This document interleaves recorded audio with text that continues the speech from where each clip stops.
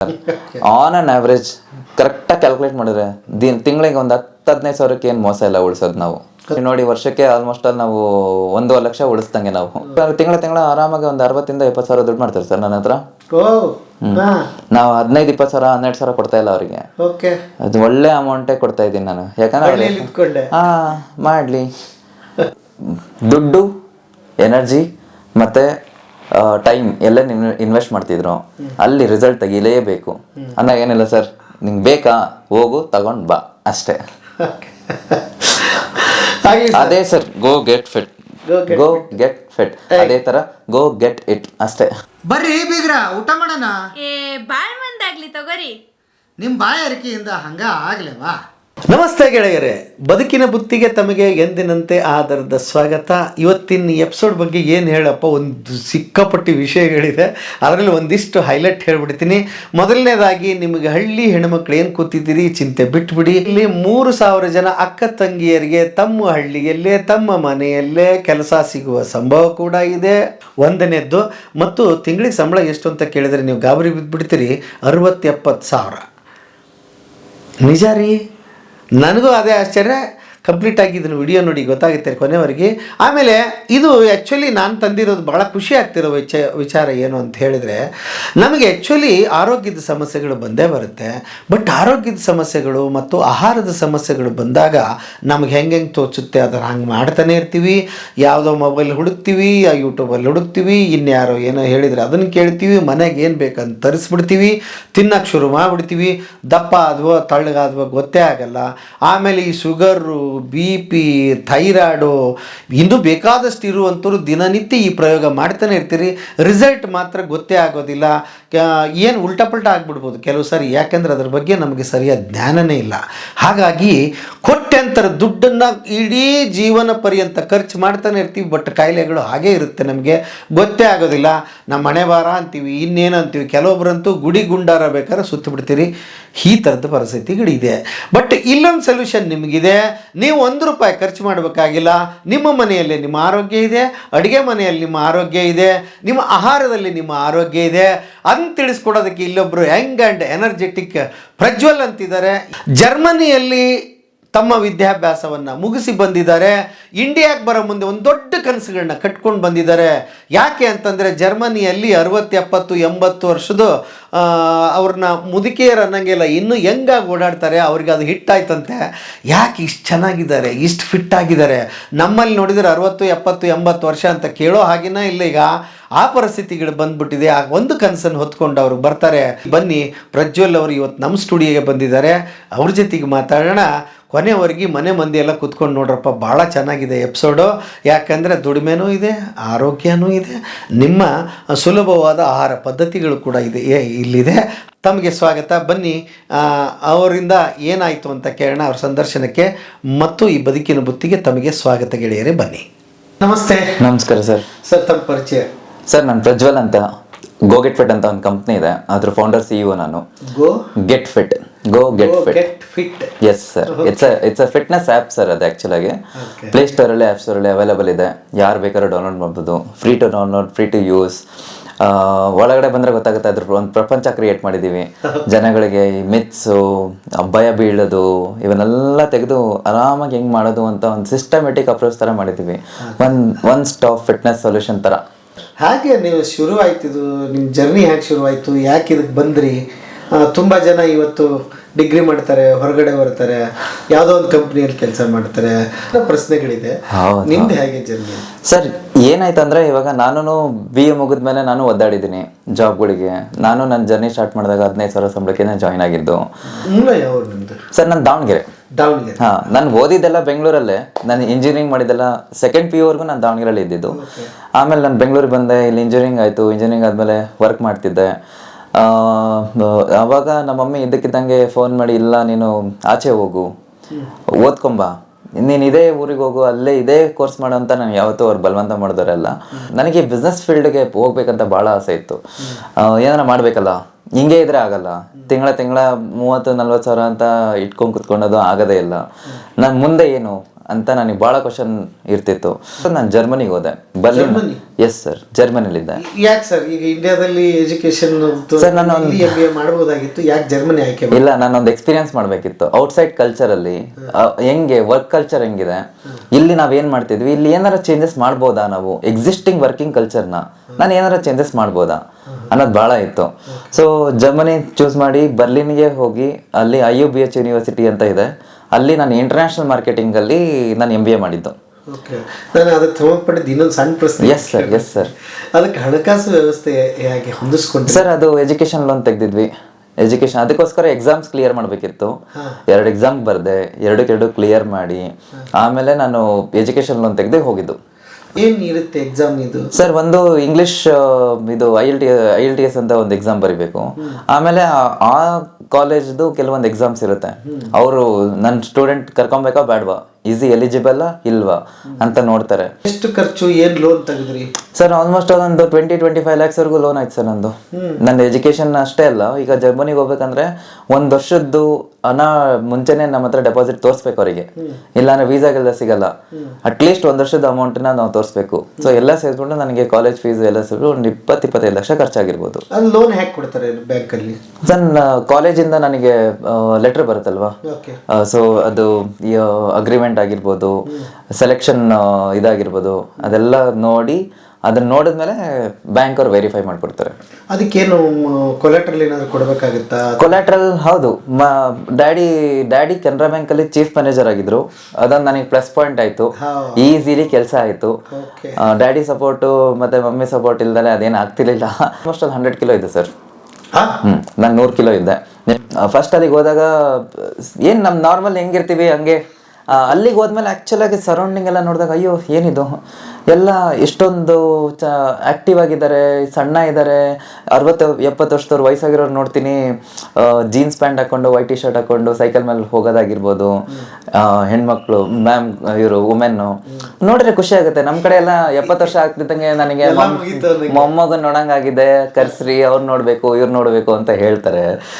ಅಲ್ಲಿ ನೋಡಿದ್ರೆ ಅಷ್ಟು ಇದಾರೆ ಏನು ಅಂತ ಹೇಳ್ಬಿಟ್ಟು ನನಗೂ ಒಂದು ಸ್ವಲ್ಪ ಕನ್ಫ್ಯೂಷನ್ ಆಯಿತು. ಆಮೇಲೆ ಅಲ್ಲಿ ಟ್ರಾನ್ಸ್ಪೋರ್ಟೇಷನ್ ಎಲ್ಲ ತುಂಬ ನಡೀತಾರೆ ಸರ್. ಅಲ್ಲಿ ವಾಕ್ ಜಾಸ್ತಿ ಮಾಡ್ತಾರೆ, ಎಲ್ಲ ಮೆಟ್ರೋ ಇದ್ರ ಮೇಲೆ ಫೋಕಸ್ ಮಾಡ್ತಾರೆ. ಅಲ್ಲಿ ಎಲ್ಲ ಬೈಕ್ ಕಾರು ತಗೋಬೇಕಂದ್ರೆ ಸಿಕ್ಕಾಬಟ್ಟೆ ಕಾಸ್ಟ್ಲಿ. ಆಮೇಲೆ ಅಲ್ಲಿ ಡ್ರೈವಿಂಗ್ ಲೈಸೆನ್ಸ್ ತಗೋಬೇಕಂದ್ರೆ ನೀವು ಹತ್ತತ್ರ 1 ವರ್ಷ 2 ವರ್ಷ ಕಾಯ್ಬೇಕು. ಅದಕ್ಕಂತಾನೆ ದೊಡ್ಡ ಎಕ್ಸಾಮ್ ಇದೆ ಸರ್. ಅದು ಅಷ್ಟು ಸುಲಭವಾಗಿ ನಿಮಗೆ ಡ್ರೈವಿಂಗ್ ಲೈಸೆನ್ಸ್ ಎಲ್ಲ ಸಿಗಲ್ಲ ಅಲ್ಲಿ. ಓಕೆ, ಅದೊಂದು. ಸೊ ಏನಂದ್ರೆ ಜನಗಳು ಅಲ್ಲಿ ತುಂಬಾ ಪೀಸ್ಫುಲ್ ಆಗಿ ಆರಾಮಾಗಿ ಅಡ್ಡಾಡ್ಕೊಂತ ವಾಕ್ ಆಗಿರ್ಬೋದು, ಆಕ್ಟಿವಿಟಿ ಆಗಿರ್ಬೋದು. ಪ್ರತಿಯೊಬ್ರು ಜಿಮ್ಮಿಗೆ ಹೋಗೋದು ನೋಡಿದ್ದೀನಿ ನಾನಲ್ಲಿ.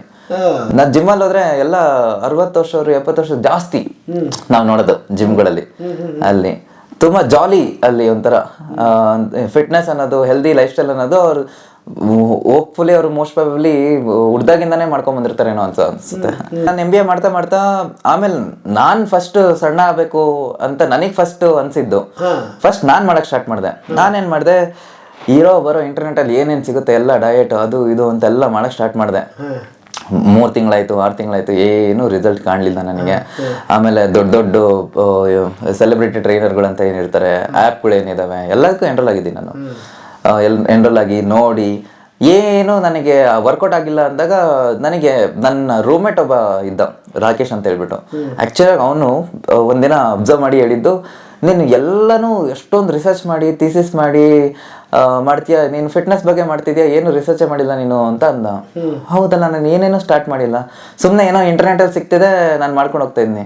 ಆ್ಯಕ್ಚುಲಾಗಿ ಅದ್ರದ್ದು ಬೇಸೇ ನಾನು ನೋಡಿಲ್ಲ, ರಿಸರ್ಚೇ ನೋಡಿಲ್ಲ ಅಂತ ಹೇಳ್ಬಿಟ್ಟು ಅವಾಗಿಂದ ಕೆತ್ಕಕ್ಕೆ ಸ್ಟಾರ್ಟ್ ಮಾಡಿದ್ದು. ಆವಾಗ ನಾನು ಆ್ಯಕ್ಚುಲಾಗಿ ಫಸ್ಟ್ ಕಲ್ತಿದ್ದು ಕ್ಯಾಲರೀಸ್ ಅಂದರೆ ಏನು, ನಾವು ಏನು ತಿಂತಾ ಇದ್ದೀವಿ, ನಾವು ಯಾಕೆ ದಪ್ಪ ಆಗಿದ್ದೀವಿ, ಫಸ್ಟ್ ಆಫ್ ಆಲು ಅದನ್ನ ಹೆಂಗೆ ಮಾಡ್ಕೊತ ಹೋಗೋದು. ಫಸ್ಟ್ ನಾನು ನನ್ನ ಮೇಲೆ ಇಂಪ್ಲಿಮೆಂಟ್ ಮಾಡ್ಕೊತ ಹೋದೆ.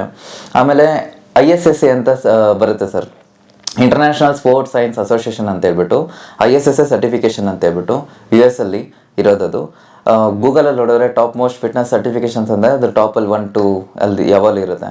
ಅಲ್ಲಿ ನಾನು ಒಂದು 4 ಡಿಫ್ರೆಂಟ್ ಸರ್ಟಿಫಿಕೇಶನ್ಸ್ ಮಾಡ್ಕೊತ MBA ಮಾಡ್ಕೊತ ಜೊತೆಗೆ ಇದನ್ನು ಮಾಡಿ ಅಲ್ಲಿ ಎಲೈಟ್ ಕೋಚ್ ಅಂತ ಹೇಳ್ತಾರೆ. ನನ್ನ 4-5 ಡಿಫ್ರೆಂಟ್ ಸರ್ಟಿಫಿಕೇಶನ್ಸ್ ಇರೋದ್ರಿಂದ ನನಗೆ ಎಲೈಟ್ ಕೋಚ್ ಅಂತ ಅದನ್ನು ತಗೊಂಡು, ಆಮೇಲೆ ನನ್ನ MBA ಥೀಸಿಸ್ ಕೂಡ ನಾನು ಈ ಫಿಟ್ನೆಸ್ ಆ್ಯಪ್ ಮೇಲೆನೆ ಫಿಟ್ನೆಸ್ದೊಂದು ಆ್ಯಪ್ ಮಾಡೋಣ ಅಂತ ನನಗೊಂದು ಐಡಿಯಾ ಬಂದಿದೆ ಅವಾಗ ನಾನು ಯಾವಾಗ ಟ್ರಾನ್ಸ್ಫಾರ್ಮ್ ಆದೆ ಅವಾಗ ನನಗೆ ಆ್ಯಕ್ಚುಲಾಗಿ ಅನಿಸ್ತು ಓಕೆ ಇದಕ್ಕೊಂದು ಸಿಸ್ಟಮೆಟಿಕ್ ಅಪ್ರೋಚ್ ತಂದ್ಬಿಟ್ರೆ ಮೋಸ್ಟ್ ಪ್ರಾಬಬ್ಲಿ ಎಲ್ಲರಿಗೂ ಈಸಿ.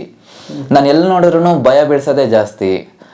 ಇಲ್ಲ ಇದು ನಿಮಗೆ ಥೈರಾಯ್ಡ್ ಇದೆಯಾ ಬನ್ನಿ 8,000 10,000. ನಿಮಗೆ PCOD ಇದೆಯಾ ಬನ್ನಿ 15,000. ನಿಮಗೆ ಡಯಾಬಿಟಿಸ್ ಇದೆಯಾ ಬನ್ನಿ. ಸೊ ಪ್ರತಿಯೊಬ್ಬರಿಗೂ ಬೇರೆ ಬೇರೆ ಪ್ಲ್ಯಾನು, ಬೇರೆ ಬೇರೆ ಇದು. ಯಾಕೆ ಇವ್ರು ಯಾರನ್ನು ಡೆಪ್ತಲ್ಲಿ ನೋಡ್ತಾನೆ ಇಲ್ಲ ಇದನ್ನ. ಸುಮ್ಮನೆ ಏನೋ ಕಾಟಾಚಾರಕ್ಕೆ ಬಗ್ಗೆ ಕಾಟಾಚಾರ ಅನ್ನೋದಕ್ಕಿಂತ ಏನು ಗೊತ್ತಾ ಸರ್, ಸೂಪರ್ ಫುಡ್ಸ್ನ ಎಲ್ಲ ಇಂಟ್ರೊಡ್ಯೂಸ್ ಮಾಡಿಸ್ತಾರೆ. ಓಟ್ಸ್ ತಿನ್ಸೋದು, ಗ್ರೀನ್ ಗ್ರಾಮ್ ದೋಸೆ ಅಂತೆ, ಓಟ್ಸ್ ದೋಸೆಗಳಂತೆ, ಚೀಲಗಳು. ಇವೆಲ್ಲ ಏನಾಗುತ್ತೆ ಈಗ ಮನೆಯಲ್ಲಿ ಅವ್ರಿಗೂ ಅಡುಗೆ ಮಾಡ್ಕೊಂಡು ಮನೆಯವ್ರಿಗೆಲ್ಲ ಅಡುಗೆ ಮಾಡ್ಕೊಂಡು ಮಾಡೋದು ಎಷ್ಟು ಕಷ್ಟ ಸರ್ ಅದು. ಇದ್ಯಾವುದು ಸೈನ್ಸ್ ಹೇಳ್ತಿಲ್ವೇ? ಇದನ್ನೆಲ್ಲ ನಾವು ಹುಟ್ಟಾಕಿರೋದು ಇದು ಊಟಾಕಿರೋದು. ಯಾಕಂದ್ರೆ ಈಗ ಸೈನ್ಸ್ ಹೇಳುತ್ತೆ ಫ್ಯಾಟ್ ಕಾಪ್ಸ್ ಪ್ರೋಟೀನ್ ತಿನ್ನಿ ಅಂತ. ನೀವ್ ಇದೇ ಮುಖಾಂತರ ಇದ್ರ ಮೂಲನೇ ತಿನ್ನಿ ಅಂತ ಹೇಳ್ತಾ ಇಲ್ವೇ? ಅನ್ನನೂ ಕಾಪ್ಸೆ, ಚಪಾತಿನೂ ಕಾಪ್ಸೆ, ಮುದ್ದೆನೂ ಕಾಪ್ಸೆ, ಓಟ್ಸೂನು ಕಾಪ್ಸೆ. ನಾವ್ಯಾಕೆ ಓಟ್ಸ್ ತಿನ್ಬೇಕು? ಆಲ್ರೆಡಿ ನಮ್ಮ ಆಹಾರ ಪದ್ಧತಿಯಲ್ಲಿ ಇದೆ ಕಾರ್ಬೋಹೈಡ್ರೇಟ್ಸ್ ನಮ್ ಬಾಡಿ ಒಳಗೆ ಹೋದ್ಮೇಲೆ ಇದು ಚಿತ್ರಾನ್ನದಿಂದ ಬರ್ತಿದೆ ಕಾಪ್ಸು, ಇದು ಓಟ್ಸ್ ಇಂದ ಒಳ್ಳೆ ಕಾಪ್ಸ್ ಅಂತ ಏನ್ ಪ್ರಾಸೆಸ್ ಮಾಡಲ್ಲ. ಬಾಡಿ ಒಳಗೆ ಹೋದ್ಮೇಲೆ ಏನ್ ಪ್ರಾಸೆಸ್ ಆಗ್ಬೇಕು ಅದು ಪ್ರಾಸೆಸ್ ಆಗೇ ಆಗುತ್ತೆ. ಏನಂದ್ರೆ ನಾವು ಮಾಡ್ತಿರೋ ತಪ್ಪು ಕ್ವಾಂಟಿಟಿ ಹೆಚ್ಚಿಗೆ ತಿಂತಾ ಇದೀವಿ. ಸೊ ಎಲ್ಲದಕ್ಕೂ ಒಂದು ಕ್ಯಾಲ್ಕುಲೇಷನ್ ಬೇಸಿಸ್ ಮೇಲೆ ಹೋಗ್ತಾ ಇದೀವಿ ನಾವು. ಈ ಆ್ಯಪ್ ಮುಖಾಂತರ ನಾನು ಏನ್ ಮಾಡಿದ್ದೆ ಅಂದ್ರೆ ಅದನ್ನೇ.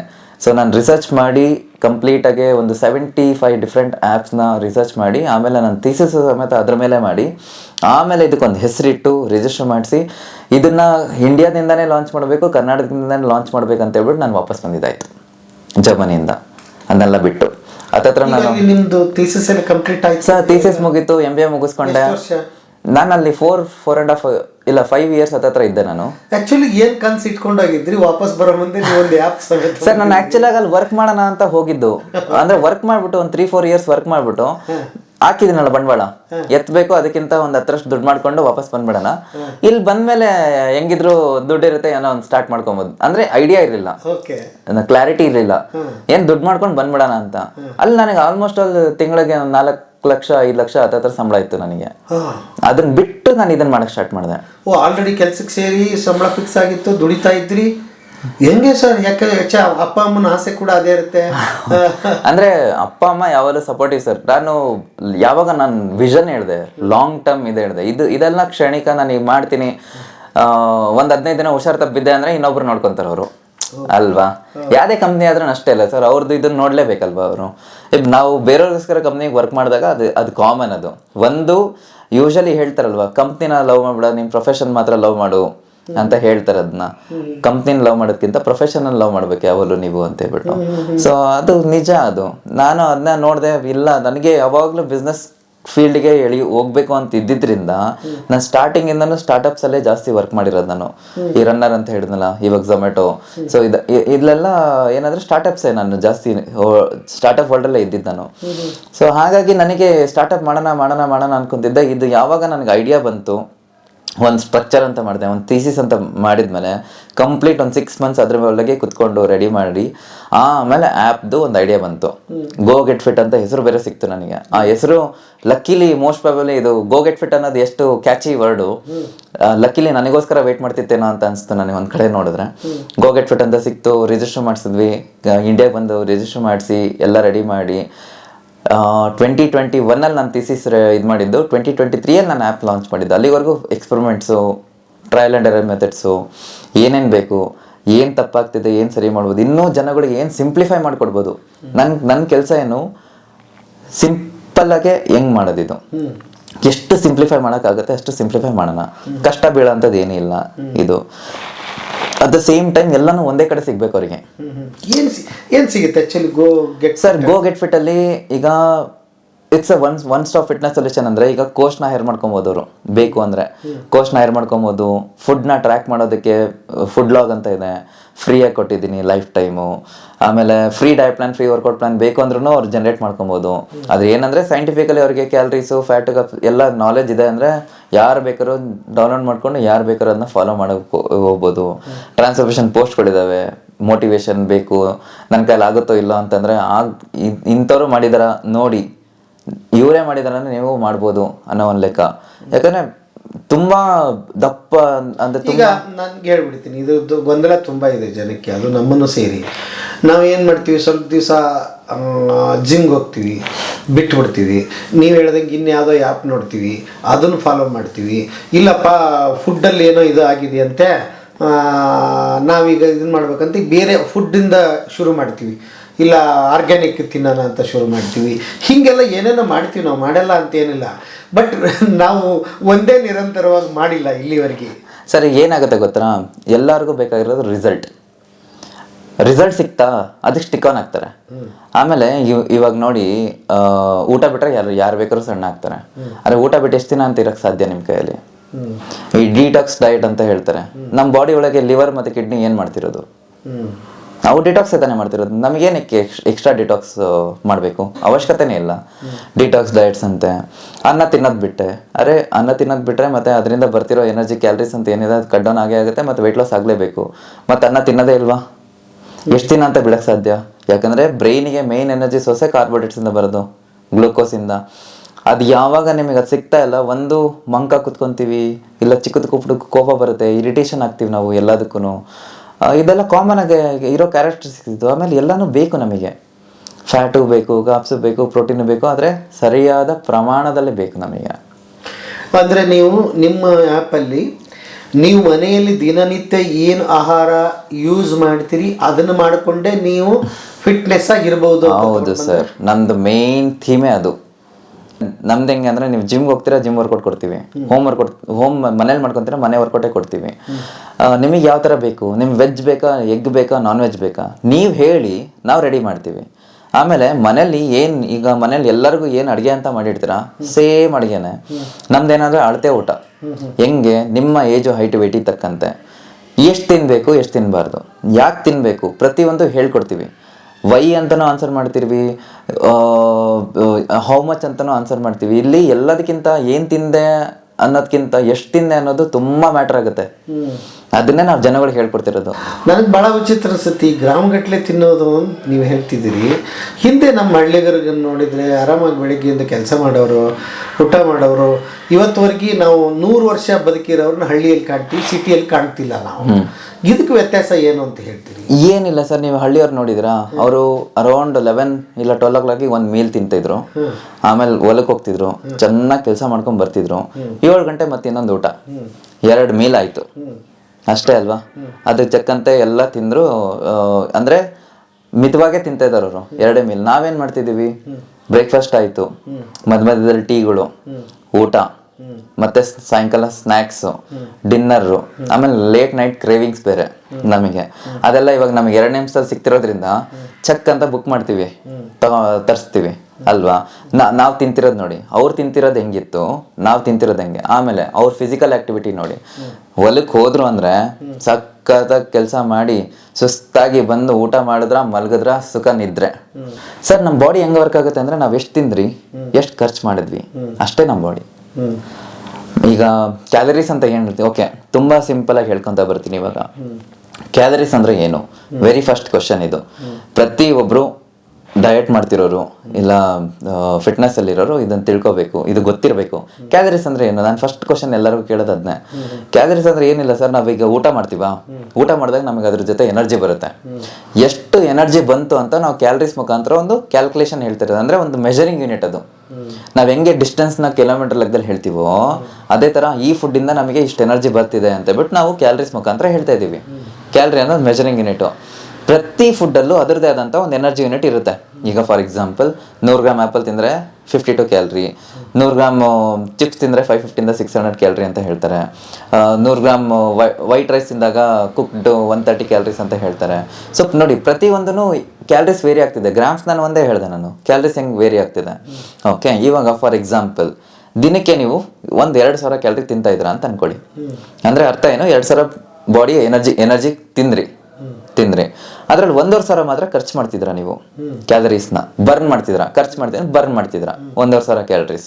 ಇನ್ನು ಮಿಕ್ಕಿರೋದು ಏನಾಗ್ತಿದೆ, ಅದು 500 ಸ್ಟೋರ್ ಆಗಿ ನಾವು ದಪ್ಪ ಆಗ್ತಿದ್ದೀವಿ. ಅಲ್ವಾ? ನಾವು ತಿಂತಿರೋದು 2,000 ಎನರ್ಜಿ ಒಳಗೆ ಬಂದಿದ್ದು, ಅದ್ರಲ್ಲಿ ನಾವು ಬರೀ ಔಟ್ಪುಟ್ ಬರೀ 1,500 ಮಾತ್ರ ಖರ್ಚು ಮಾಡ್ತಿದ್ವಿ, ಬರ್ನ್ ಮಾಡ್ತಿದ್ವಿ. ಇನ್ನು ಮಿಕ್ಕಿರೋದು ಮತ್ತೆ ಎಲ್ಲಿಗೆ ಹೋಗ್ಬೇಕು? ಸ್ಟೋರ್ ಆಗಲೇಬೇಕಲ್ವಾ? ನಾನು ಒಂದು ಎಕ್ಸಾಂಪಲ್ ಹೇಳಿದೆ ಸರ್. ಇದು ಆ್ಯಕ್ಚುಲಿ ಇಂಡಿಯನ್ ಡಯಟ್ ಪ್ರಕಾರ ನೋಡಿದ್ರೆ ಆಲ್ಮೋಸ್ಟ್ ಆಲ್ ನಾವು ತಿಂತಾ ಇರೋದು 2,500ದಿಂದ 3,500 ಕ್ಯಾಲರಿ ರೇಂಜಲ್ಲಿ ಬರುತ್ತೆ ನಾವು ದಿನಕ್ಕೆ. ಆದರೆ ನಾವು ಖರ್ಚು ಮಾಡ್ತಿರೋದು 1,400ರಿಂದ 1,800 ರೇಂಜಲ್ಲಿ ಬರುತ್ತೆ ನಾವು ದಿನಕ್ಕೆ ಖರ್ಚು ಮಾಡ್ತಿರೋದು, ಆನ್ ಆನ್ ಆವ್ರೇಜ್. ಇದು ರಿಸರ್ಚ್ಗಳು ಬಂದಿರೋ ಪ್ರಕಾರ 1,200 ಕ್ಯಾಲರಿ ಹಂಗೆ ಉಳಿದು ಮತ್ತೆ ನಾವು ಯಾಕೆ ದಪ್ಪ ಆಗ್ತಿರೋದು? ಸಡನ್ನಾಗಿ ನೀವು ನೋಡ್ತೀರಾ, ಈಗ ಹೇಳ್ತಾರೆ ನನಗೆ ಎಷ್ಟೋ ಜನ ಎಲ್ಲ ಕರೆಕ್ಟಾಗಿತ್ತು ಪ್ರಜ್ವಲ್, ಈಗ ಇದ್ದಕ್ಕಿದ್ದಂಗೆ 1 ವರ್ಷ 2 ವರ್ಷದಿಂದ 6 ಕಿಲೋ ಜಾಸ್ತಿ ಆಗ್ಬಿಟ್ಟೆ, 8 ಕಿಲೋ ಜಾಸ್ತಿ ಆಗ್ಬಿಟ್ಟೆ ಅಂತ. ರೀಸನ್ ಇಷ್ಟೇ, ಎಕ್ಸ್ಟ್ರಾ ತಿಂದರೆ ಮಾತ್ರನೇ ಸ್ಟೋರ್ ಆಗೋದು, ಇಲ್ಲ ಅಂದರೆ ಇಲ್ಲ. ಈ ದಪ್ಪ ಆಗೋದ್ರಿಂದ ಬರೋ ಪ್ರಾಬ್ಲಮ್ಸ್ ಏನೇನು ಸರ್? ಸರ್, ಈಗ ದಪ್ಪ ಆಗೋದ್ರಿಂದ ನೀವು ಡಿಸೀಸಸ್ನ ಇನ್ವೈಟ್ ಮಾಡ್ಕೊಂಡಂಗೆ. Okay, lifestyle diseases, example PCOD, PCOS, thyroid, type 2 diabetes, osteoporosis, ಇವೆಲ್ಲನೂ ನಿಮಗೆ ದಪ್ಪ ಆಗ್ತಾ ಆಗ್ತಾ ಆಗ್ತಾ ನೀ ಪೇಯ್ನ್ಗಳು, ಲೋವರ್ ಬ್ಯಾಕ್ ಪೇಯ್ನು, ಇವೆಲ್ಲ ಏನಂದರೆ ಬರೋಕ್ಕೆ ಸ್ಟಾರ್ಟ್ ಆಗುತ್ತೆ ದಪ್ಪ ಆಗ್ತಾ ಆಗ್ತಾ ಆಗ್ತಾ. ಲೈಫ್ ಲಾಂಗ್ ಇದೆಲ್ಲ ಲೈಫ್ ಸ್ಟೈಲ್ ಮುಖಾಂತರ ಬಂದಿರೋದು. ಲೈಫ್ ಸ್ಟೈಲ್ ನೀವು ಸರಿಪಡಿಸ್ಕೊಳ್ಳಿಲ್ಲ ಅಂದರೆ ಇದೆಲ್ಲ ಮತ್ತೆ ಉಳ್ಕೊಳುತ್ತೆ. ಈಗ ಎಷ್ಟೋ ಕೇಸಸ್ಸಲ್ಲಿ ನಮ್ಮ ಹತ್ರ ಬಂದಿರೋರಿಗೆ ನಾವು ರಿವರ್ಸ್ ಮಾಡಿದ್ದೀವಿ. ಹಂಗಂತ ಹೇಳ್ಬಿಟ್ಟು ನಾವು ಡಾಕ್ಟರ್ ಅಲ್ಲ. ಡಾಕ್ಟರ್ಸ್ ಆದರೆ ಅವರು ಟ್ಯಾಬ್ಲೆಟ್ಸ್ ಕೊಡ್ತಾರೆ, MG ಕೊಟ್ಟಿರ್ತಾರೆ, ಕಮ್ಮಿ ಮಾಡ್ತಾರೆ. ನಾವು ಹಂಗೆ ಮಾಡೋಂಗಿಲ್ಲ. ನಮ್ದು ಏನೇ ಇದ್ರೂ ಕೆಲಸ ಅವ್ರ ಲೈಫ್ ಸ್ಟೈಲ್ನ ಫಿಕ್ಸ್ ಮಾಡ್ಕೊತ ಬರೋದು ಮಾತ್ರನೇ. ಇನ್ನು ಮಿಕ್ಕಿರೋದು ಅವ್ರ ಲೈಫ್ ಸ್ಟೈಲಿಂದ ಅವ್ರು ಹೆಂಗೆ ಸಣ್ಣ ಆಗ್ತಾರೆ, ಸಣ್ಣ ಆಗ್ತಾ ಆಗ್ತಾ ಅವ್ರದ್ದು ಲೈಫ್ ಸ್ಟೈಲ್ ಡಿಸೀಸಸ್ ಅಂತ ಏನು ಬಂದಿತ್ತು ಅದು ರಿವರ್ಸ್ ಆಗ್ತಾ ಹೋಗುತ್ತೆ. ಡಾಕ್ಟರ್ ಅದನ್ನ ಕೋರ್ಸಸ್ನ ಕಮ್ಮಿ ಮಾಡ್ಕೊತಾರೆ. ಇನ್ನೂ ಒಂದು ಬ್ಯೂಟಿಫುಲ್ ಥಿಂಗ್, ನಾನು ಈ ಗ್ರಾಮ್ಸ್ ಲೆಕ್ಕ ಹೆಂಗೆ ಅಂತ ಹೇಳಿದ್ರಲ್ವಾ, ನಾನೊಂದ್ಸತಿ, ನಾನೀಗ 5 ವರ್ಷದಿಂದ ಮಾಡ್ತಾಯಿದ್ದೀನಿ ಈ ಕೆಲಸನ. ನಾನೊಂದ್ಸತಿ ಏನು ಮಾಡಿದೆ, ತಟ್ಟೆ ಇಟ್ಕೊಂಡು, ಈಗ 5 ವರ್ಷದಿಂದ ಮಾಡ್ತೀನಿ, ಕಣ್ಣೆಳ್ತೆ ಅಂತ ಇದ್ದೇ ಇರುತ್ತಲ್ವಾ, ಟೈಮರ್ ಆನ್ ಮಾಡಿದೆ ಎರಡಕ್ಕೂ. ತಟ್ಟೆ ಇಟ್ಕೊಂಡೆ, ಅನ್ನ ಹಾಕೊಂಡೆ, ಸಾರು ಹಾಕೊಂಡೆ, ಒಂದು ಅಂದಾಜು ಇಷ್ಟು ಗ್ರಾಮ್, ಇಷ್ಟು ಬಂದು ಇಷ್ಟು ಸಾರು, ಇಷ್ಟು ಪಲ್ಯ, ಆಮೇಲೆ ಪ್ರೋಟೀನ್ಗೆ ಸೋಯಾ ಚಂಕ್ಸು, ಪನ್ನೀರು ಏನೋ ಹಾಕ್ಕೊಂಡೆ ನಾನು. ಆಮೇಲೆ ಅಳತೆ ಮಾಡಿ ಹಾಕ್ಕೊಂಡೆ. 14 ಸೆಕೆಂಡ್ ಡಿಫ್ರೆನ್ಸ್ ಬಂತು ಸರ್. 14 ಸೆಕೆಂಡ್ಸ್ ಡಿಫ್ರೆನ್ಸ್ ಬಂದಿದ್ದು. ಅಳತೆ ಮಾಡಿ ನಾನೀಗ ಕಿಚನ್ ವಿಂಗ್ಸ್ಗೆಲ್ಲಿ ಇಟ್ಟು ಆನ್ ಮಾಡಿ ಅದ್ರ ಮೇಲೆ ತಟ್ಟೆ ಇಟ್ಟು ಅದೇ ಅನ್ನ, ಅದೇ ಸಾರು, ಅದೇ ಪಲ್ಯ, ಅದೇ ಪನ್ನೀರ್ನ ಅಳತೆ ಮಾಡಿ ತಿಂದೆ. ನನಗೆ ಅದಕ್ಕೂ ಇದಕ್ಕೂ ಟೈಮಿಂಗ್ಸ್ ಡಿಫ್ರೆನ್ಸ್. ನಾನು ಸುಮ್ಮನೆ ಹಾಕೊಂಡಿದ್ದಕ್ಕೂ ಮತ್ತೆ ಅಳತೆ ಮಾಡಿದ್ದಕ್ಕೂ 14 ಸೆಕೆಂಡ್ ಡಿಫ್ರೆನ್ಸ್ ಬಂತು. 14 ಸೆಕೆಂಡ್ ತಗೊಳುತ್ತೆ. 14 ಸೆಕೆಂಡ್ ತಗೊಳುತ್ತಾ ರೆಗ್ಯುಲರ್ಗಿಂತ? 14 ಸೆಕೆಂಡ್ ನಾನು ಇನ್ವೆಸ್ಟ್ ಮಾಡ್ಕೊಳಕ್ ಆಗಲ್ವಾ? ನನಗೆ ಕ್ವಶನ್ ಫಸ್ಟ್ ಬಂದಿದ್ದು ನನಗೆ. ಎಲ್ಲ ಎಷ್ಟು ಇದು ಮಾಡ್ತೀವಲ್ವ ನಾವು. 14 ಸೆಕೆಂಡು. ಜನಗಳು ಏನು ಜನಗಳು ಏನೋ ಅನ್ಕೊಂಡು, ನೀವು ಸಣ್ಣ ಆದರೆ ಅವರು ಕೇಳ್ತಾರೆ, ನಾನು ಹೆಂಗೆ ಮಾಡಿದ್ರಿ ಹೇಳಿ ಅಂತ ಹೇಳ್ಬಿಟ್ಟು ಅವರು ನಿಮ್ಮನ್ನು ಫಾಲೋ ಮಾಡ್ತಾರೆ. ಚಿಕ್ಕದಾಗೆ ಒಂದು 400-500 ರೂಪಾಯಿಗೆ ಸಿಗುತ್ತೆ ಸರ್ ಕಿಚನ್ ವಿಂಗ್ ಸ್ಕೇಲು. ಇನ್ನು 250 ರೂಪಾಯಿಗೂ ಸಿಗುತ್ತೆ. ಕಮ್ಮಿ ಕ್ವಾಲಿಟಿಗೆ ಹೋಗ್ಬೇಕಂತಂದರೆ ಕಿಚನ್ ವಿಂಗ್ ಸ್ಕೇಲ್ ತರಿಸ್ದೆ, ಇಟ್ಟೆ, ಕೆಲಸ ಆಗೋಯ್ತು. ಅವು ಟ್ರಾನ್ಸ್ಫಾರ್ಮ್ ಆಗೋದಿರಲಿ. ನನಗೆ ಯೂಶಲಿ ನಮ್ಮ ಗೋಗಿಟ್ಪೇಟಲ್ಲಿ ಇರೋದು 80 to 90% ವುಮೆನ್ ಕ್ಲೈಂಟ್ಸ್ ಜಾಸ್ತಿ ಇರೋದು ನಮಗೆ. ಅವರೊಬ್ರು ಟ್ರಾನ್ಸ್ಫರ್ ಮಾಡಿದ್ರೆ ಸಾಕು, ಇಡೀ ಮನೆಯಿಂದ ಟ್ರಾನ್ಸ್ಫರ್ ಮಾಡ್ಕೊಂಡ್ಬಿಡ್ತಾರೆ ಅವರು.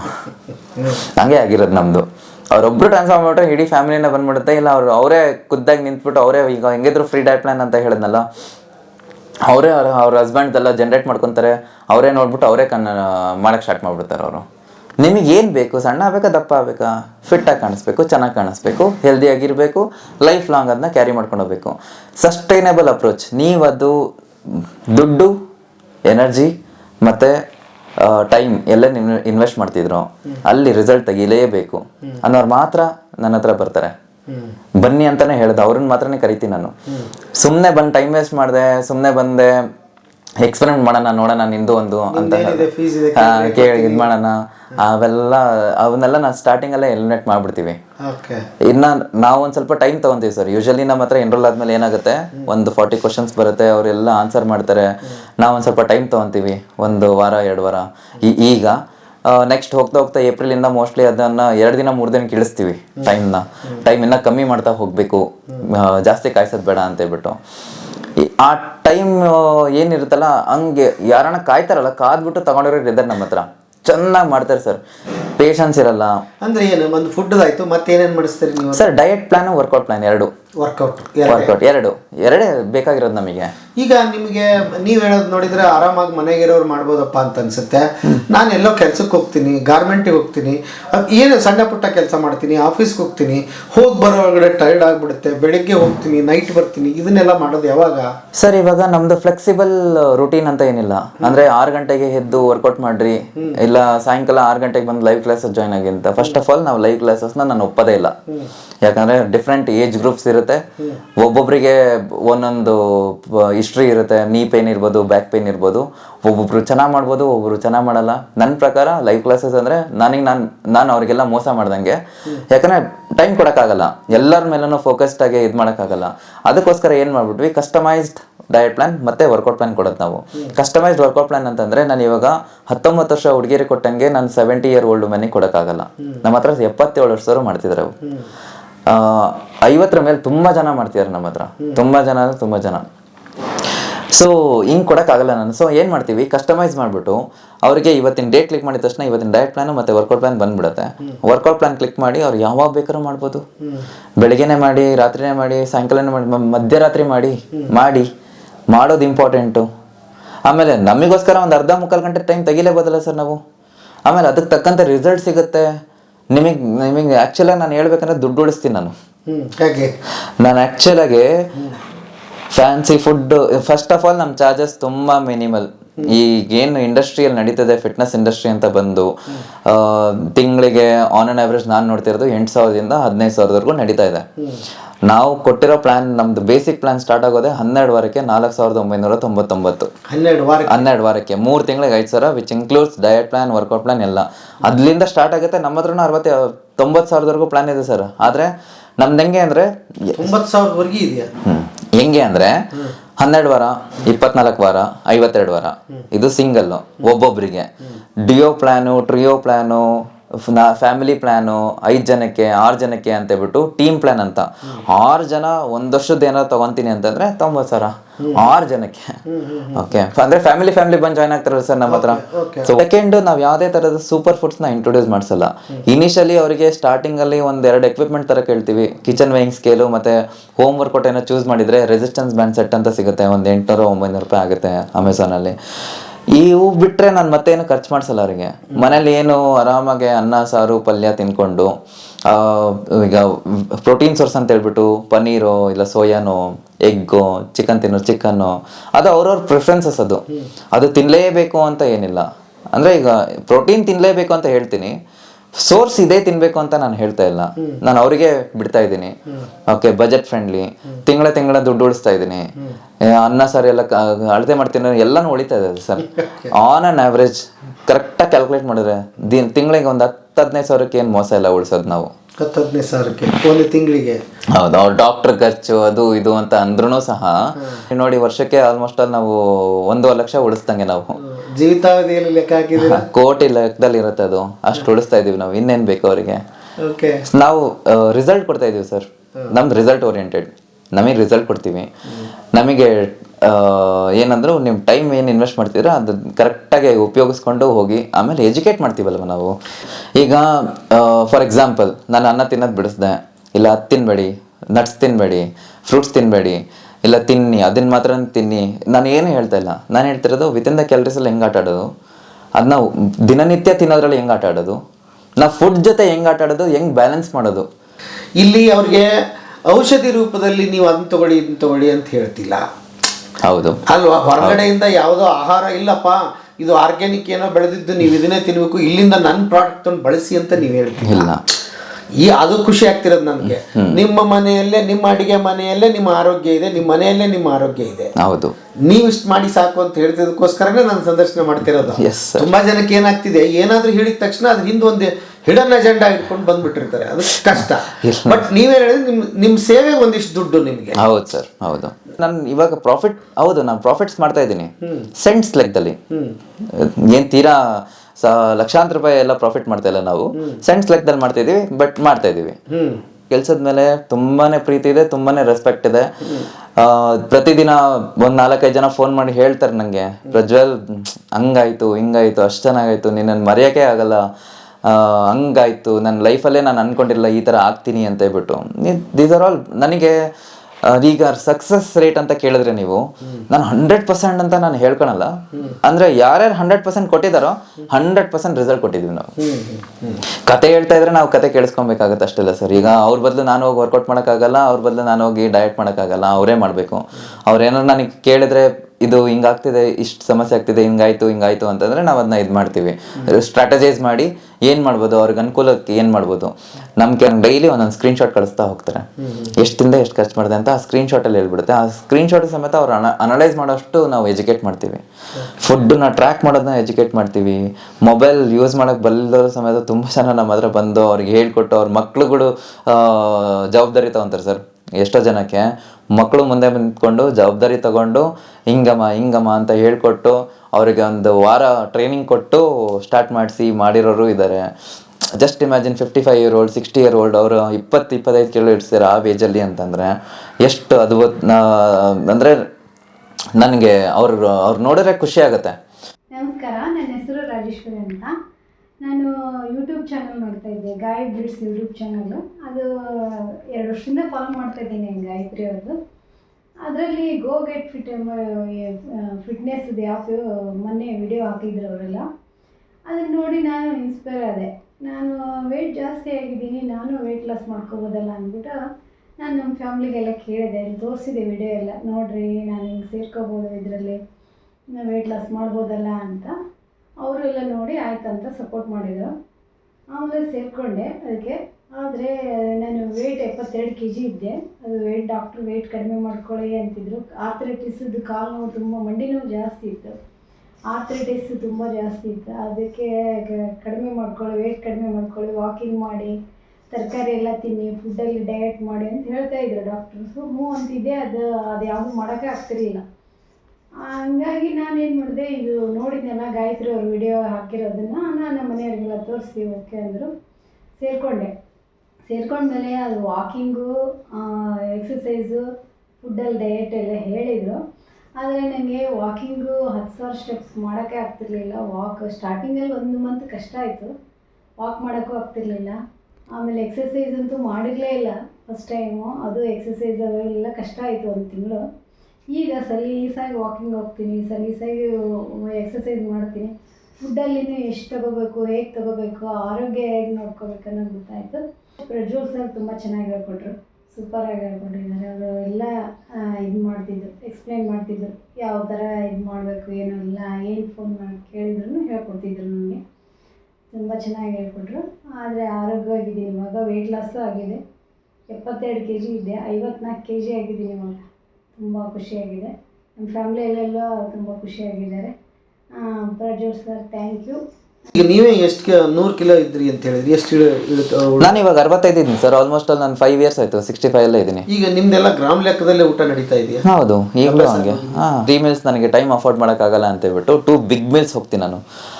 1 mealಲ್ಲಿ 200 ಗ್ರಾಮ್ ಅನ್ನ, 200 ಗ್ರಾಮ್ ಪಲ್ಯ, ಒಂದು 125 ಗ್ರಾಮ್ ಸಾರು, ಆಮೇಲೆ ಪನ್ನೀರು ಇಲ್ಲ ಸೋಯಾ ಇಲ್ಲ ಚಿಕನ್ ಏನು ಅವೈಲೇಬಲ್ ಇರುತ್ತೋ ಅದು ಒಂದು 100 to 150 ಗ್ರಾಮ್ ಹೋಗುತ್ತೆ ನಂದು. ಮತ್ತು ಸೆಕೆಂಡ್ ಮೀಲು ಅದೇ ಥರ, ಅದೇ ಅನ್ನ, ಅದೇ ಸಾರು, ಅದೇ ಪಲ್ಯ. ನಾನು ತುಂಬ ಸಿಂಪಲಾಗಿ ಇಡೋಕ್ಕೆ ಟ್ರೈ ಮಾಡ್ತೀನಿ. ಒಂದ್ಸತಿ ಕುಕ್ ಮಾಡಿದ್ರೆ 2 ಹೊತ್ತು ಆಗೋಯ್ತಲ್ಲ ಸರ್. ಅದು ನಾವು ಮಧ್ಯಾಹ್ನಕ್ಕೊಂದು ರಾತ್ರಿ ಒಂದು ಮಾಡಿ ಸರ್. ನಾನು ಇವಾಗ ಬೆಳಿಗ್ಗೆ ಊಟ ನಂದು ಆಗೋದು ಹತ್ತತ್ರ 3 ಗಂಟೆ 4 ಗಂಟೆ ಆಗುತ್ತೆ. ಹೌದು, ಮಧ್ಯಾಹ್ನ.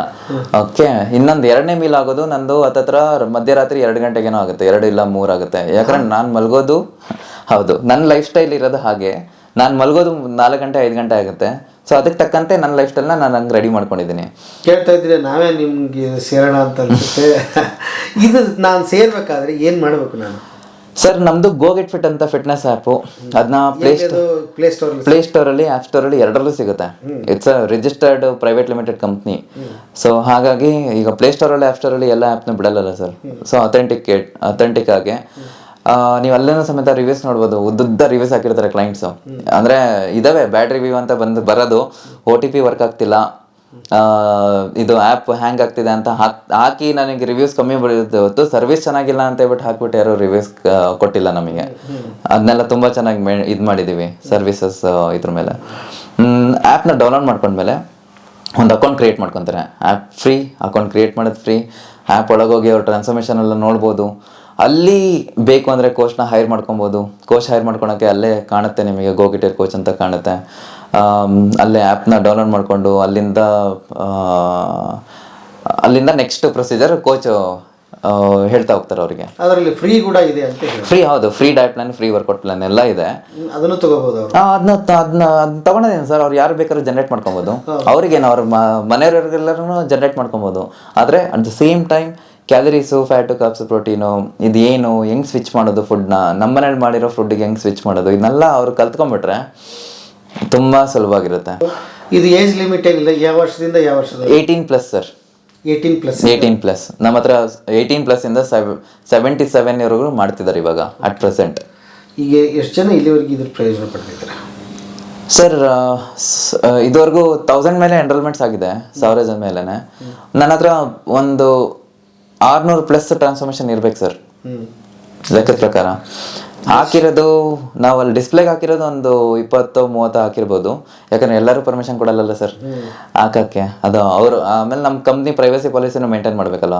ನಾವು ಫೋರ್ಸಿಬ್ಲಿ ಹಾಕೋದ್ರಲ್ಲಿ ಅರ್ಥ ಇಲ್ಲ. ಅವ್ರು ಪರ್ಮಿಷನ್ ಕೊಟ್ಟರೆ ಹಾಕ್ತೀವಿ, ಇಲ್ಲ ಅಂದರೆ ಸುಮ್ಮನೆ ಇರ್ತೀವಿ. ಓಕೆ. ಈಗ ದೇಶ ವಿದೇಶಗಳಲ್ಲಿ ಕೂಡ ನಿಮಗೆ? ಹಾಂ ಸರ್, ಕ್ಲೈಂಟ್ಸ್ ಇದ್ದಾರೆ. ಈಗ ಆಲ್ಮೋಸ್ಟ್ ಆಲ್ ನಮ್ದು ವರ್ಡ್ ಆಫ್ ಮೌತ್ ಮಾರ್ಕೆಟಿಂಗ್ಗೆ ತುಂಬ ಚೆನ್ನಾಗಿ ಹೋಗಿದೆ. ಈಗ almost all US, Germany, Qatar, Australia ಇಲ್ಲೆಲ್ಲ ಇದ್ದಾರೆ. ಇನ್ನೊಂದೇನೆಂದರೆ ನಾನು 1000 ಜನ ಇದ್ದಾರೆ ಅಂತ ಹೇಳೋದ, ಅಲ್ಲಿ ಒಂದು 6 ಜನ 8 ಜನ ಒಂದೊಂದು ಇದರಲ್ಲಿ ಕಾಲಿಟ್ಟಿದ್ವಿ. ಹೋಗ್ತಾ ಹೋಗ್ತಾ ದೊಡ್ಡದು ಮಾಡ್ಕೊತಾ ಹೋಗ್ತೀವಿ ಸರ್. ಸೊ ನಮ್ಮ ಉದ್ದೇಶನೂ ಈಗ ಮನೆ ಮನೆಗೂ ಸೇರಬೇಕು. ಹೆಂಗೆ ಈಗ ಸ್ವಿಗ್ಗಿ, ಝೊಮ್ಯಾಟೊ ಆ್ಯಪ್ಗಳಿದ್ದಾವೆ ಮನೆ ಮನೆಯಲ್ಲೂ, ನಮ್ಮ ಆ್ಯಪನ್ನು ಒಂದೊಂದು 2-3 ವರ್ಷದಲ್ಲಿ ಎಲ್ಲರ ಮನೇಲೂ ಇರುತ್ತೆ. ಎಲ್ಲರೂ ಅದನ್ನ ಬೆನಿಫಿಟ್ನ ತೊಗೊಂತಾರೆ. ಅದನ್ನು ಮಾಡ್ತೀವಿ. ಅದಕ್ಕೂ ಸೆಟ್ ಆಫ್ ಪ್ಲಾನ್ಸ್ ಇದ್ದಾವೆ ನಮ್ಮದು. ಹೋಗ್ತಾ ಇವಾಗ ಏನು ಮಾಡ್ತೀವಿ ಅಂದರೆ ಜಾಬ್ಸ್ ಕ್ರಿಯೇಟ್ ಮಾಡ್ತಾ ಇದ್ದೀವಿ. ನಮ್ಮದು ಪ್ರೊಜೆಕ್ಷನ್ ಅಂತ ಏನು ಹಾಕೊಂಡಿದ್ದೀವಿ 2029 ನಾವು ಏನಿಲ್ಲ ಅಂದ್ರೂ ಹತ್ತತ್ರ ಒಂದು 2-2.5 ಸಾವಿರ ಜನ ಕೋಚ್ಗಳು ಇರ್ತಾರೆ. ಆ ಕೋಚ್ಗಳು ಯಾರು? ಒಂದು ನಮ್ಮ ಅಂಡರಲ್ಲಿ ಟ್ರೈನ್ ಆಗಿರ್ತಾರೆ.